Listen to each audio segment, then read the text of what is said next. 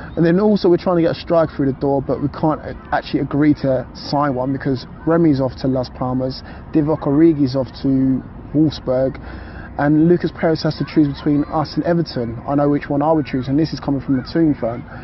Then to make matters worse, we're signing Southampton's third choice left back, but we can only sign him if we get rid of one of our own, which is Ashraf Lazar. So again, we're in a bit of a stalemate right now, plus we apparently got nothing to spend. Here's Mike Ashley coming out and saying that we want to compete with Man City. We just want to compete with Brighton. Not even Brighton, we want to compete with Fulham because they seem to be picking us off for Dwight Gale. Oh, I love transfer deadline day. Can you tell? What's going on, people? It's your boy Forde. It is my 6:30 edition to the transfer deadline day for Newcastle United. I am shattered. I've just done a 4 days graft and now I come home and now the action really gets down to it. Loads of stuff going on regards to other teams. We're sort of keeping ourselves busy. We've been in for a couple of players and things have started to materialise as well now. Now, obviously, as you've seen at the start of the video, that was my clip that I sent into Ball Street Fan TV. Just letting off some steam during my lunchtime break, and I think it's got a little bit better since then, but obviously you can be the judge in the comment section below. So far I've got since my last video, Lee Charnley and Rafa Benitez met up around about 4 PM at the club training ground for a brief chat.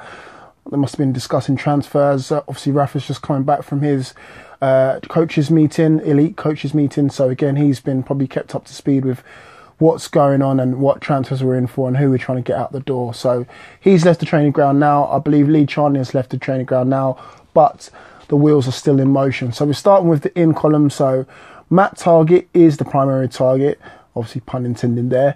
So again, it stands, he is actually on his way to Newcastle. Yes, believe it, we might actually sign someone on transfer deadline day.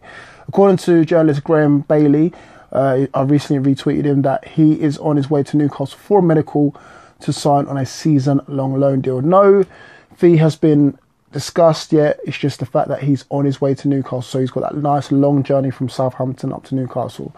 So that's actually happening. Wow. Also, Lucas Perez, that move is off now. He is definitely on his way to Deportivo.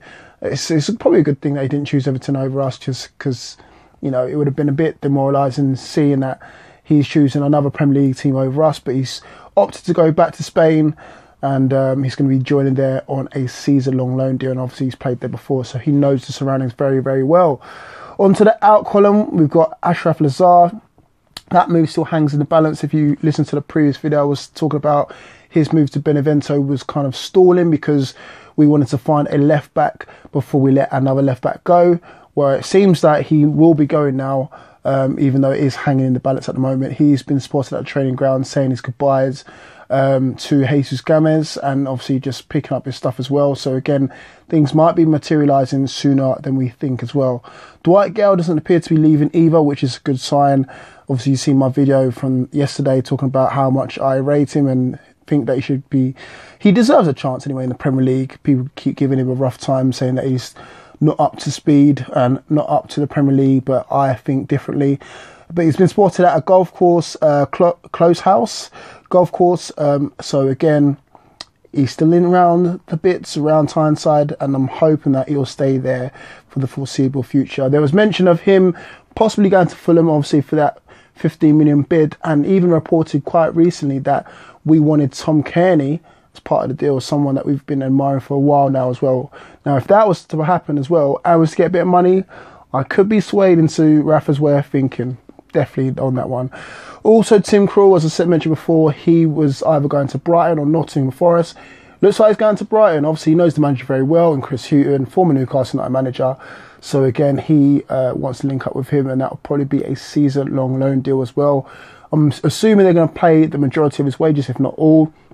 So again, that's another player off the wage bill, and I'm sure Tim Krul was on a fair bit as well. He recently signed a new contract as well, so I'm sure he'll be on a tidy sum as well. And that is about it, really. Haven't heard anything more about the Jack Colback rumours. As I said before, he was linked with a move back to his old club, Sunderland.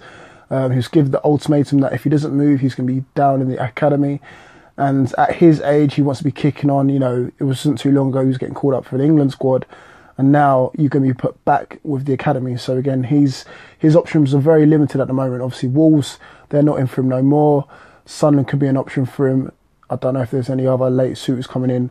And then Henri Saivet looks like he's sticking around. I thought he would be moving on, but apparently, according to the Chronicle, he is going to be staying put. So that is it. It's 6:30. I'm sure there'll be a lot more materialising going into the wee hours of the night. Obviously, transfer deadline day finishes at 11 p.m, although loads of transfers go on after 11 p.m. So don't be fooled if you do see anything from other teams going on after 11 p.m. So that's it from me, guys. I'm going to try and keep you up to date every hour. I'm not going to do an official video with the green screen and everything else until the transfer deadline is done, because those videos take quite a while to turn around. Anyone on YouTube knows the process behind using the green screen and all sorts of graphics as well. So please bear with me. You're going to see a lot of videos like this, literally just spouting off information that I've got.